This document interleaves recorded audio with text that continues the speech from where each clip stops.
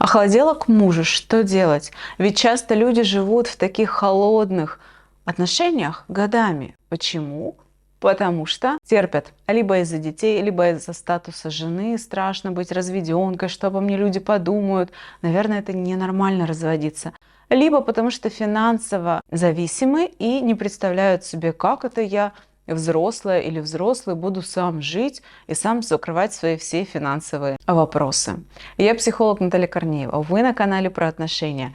Подписывайтесь, если еще не подписаны, и ставьте, пожалуйста, лайк. Разберем эту тему подробно и кратко. Мы с вами просто называем это состояние «охладела к мужу». Но что же стоит на самом деле за этим? Нехватка эмоциональной связи, эмоционального контакта, душевного контакта и тепла. И здесь бывают две ситуации. Первая – это когда этого контакта, тепла и душевной связи вообще никогда не было, но просто вы раньше этого не замечали. Вас устраивало, что ваш муж холодный в отношениях, но вдруг спустя время вы, может быть, что-то новое узнали, начитались, насмотрелись в психологии или увидели, что в других семьях бывает по-другому и поняли, что оказывается, может быть иначе. Я тоже хочу душевную связь, теплые отношения, близкие, душевные со своим мужчиной. Либо бывает, что эта связь действительно была раньше, в начале отношений, но потом она куда-то делась. И куда же она может деться и почему? Самая частая здесь причина – это скопленные обиды от нерешенных конфликтов. И для этого нужно научиться разговаривать, не бояться конфликтов.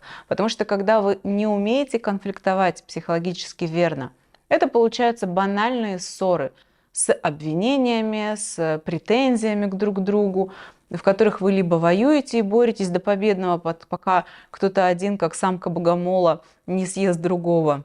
Или замыкаетесь, уходите в себя, и эти конфликты так и остаются нерешенными. И если это ваша проблема, то предлагаю вам пройти бесплатно первую ступень моих курсов про отношения, и вы узнаете там 19 самых распространенных ошибок, которые люди совершают в парах, и сможете их перестать совершать.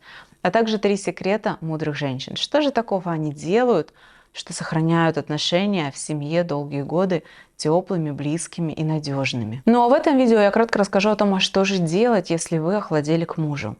Первое, это нужно определить, а ваш мужчина видит в этом проблему?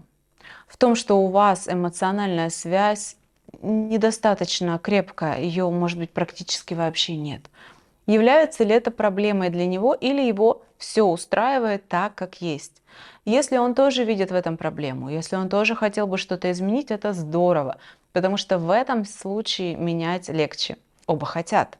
Просто узнаете, что делать, берете, делаете и получаете тот результат, который хотите. Но часть мужчин не хотят что-то менять, потому что их правда это устраивает. И в таком случае помочь себе в отношениях будет сложнее, но это тоже возможно. Что для этого нужно сделать? Первое. Определите, что такого вы можете вместе делать, что вам правда обоим интересно. И это действие вас бы сближало. Может быть, это просмотр фильмов и обсуждение этих фильмов, или поиск этих фильмов вместе, что же мы будем смотреть. Может быть, это прогулки пешие, или какой-нибудь хайкинг, когда ходят по горам или каким-то тропам вместе, или какой-то вид спорта. То есть зайдите в это сближение через совместную деятельность, только важное условие, чтобы это правда обоим было интересно. Иногда просто лежание на диване и ничего не делание тоже может быть совместным действием. Только если при этом вы не втыкаетесь оба в телефоны или не разгребаете свои почты. То есть нужно что-то, какое-то действие, где вы сможете параллельно разговаривать, где вам будет о чем разговаривать. И через это, как через крючок, вы зайдете в более близкое общение. И второе, что я рекомендую вам сделать, это определить, от чего конкретно вы хотите от вашего мужа.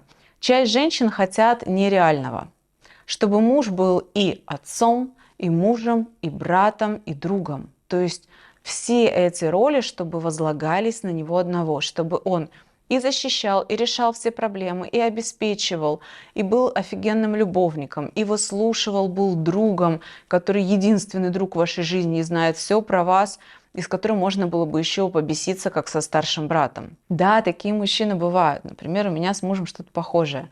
Мы прекрасные друзья и любовники, и иногда он может где-то меня защитить, помочь мне, и побеситься мы можем. Так бывает. Для этого нужно изначально выбирать мужчину, с которым вот будет все в одном. Но если в вашем мужчине этого нет всего, это тоже нормально. Просто в этом случае вам нужно определить, чего вам не хватает, и найти, кто из людей других будет закрывать эти ваши потребности.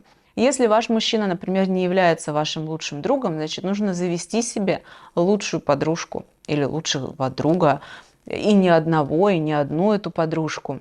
Если ваш мужчина не может вас защитить, значит, обзаведитесь специалистами, юристами, адвокатами, сантехниками, кто будет делать вот это, закрывать вот эту потребность в защите. Если ваш мужчина не может быть вам как братом, с кем можно побеситься, поиграть, подурачиться, идите куда-то, где можно беситься, дурачиться с другими людьми, в какие-то виды спортов, активности. Единственное, что вы не сможете закрыть вне семьи, это роль мужа, роль любовника. Конечно же, если в любовных отношениях, в сексе, в теме оргазмов есть большой пробел, это нужно решать внутри семьи. Да, люди часто заводят себе любовников на стороне. На какое-то время это помогает, но потом это приносит еще больше проблем. Особенно если в этих любовников и любовниц по-настоящему влюбляются и душевно привязываются. Поэтому, конечно же, я не рекомендую такое решение. Если у вас есть сексуальные проблемы в вашей паре, обязательно научитесь их решать. Есть у меня курс на эту тему про женские оргазмы. Если интересно, ссылка есть внизу в описании под этим видео. И еще одно очень важное действие, которое я вам рекомендую.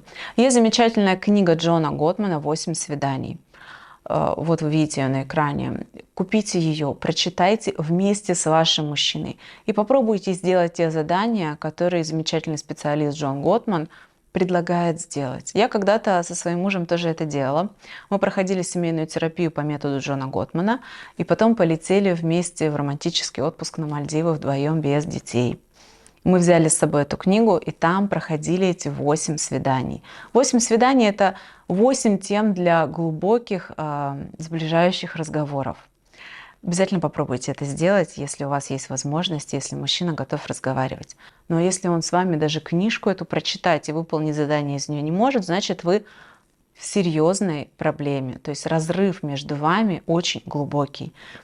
Это значит, что вам нужно как можно скорее начать себе помогать. Либо книжку читайте, выполняйте, либо регистрируйтесь на бесплатный курс, ссылка внизу.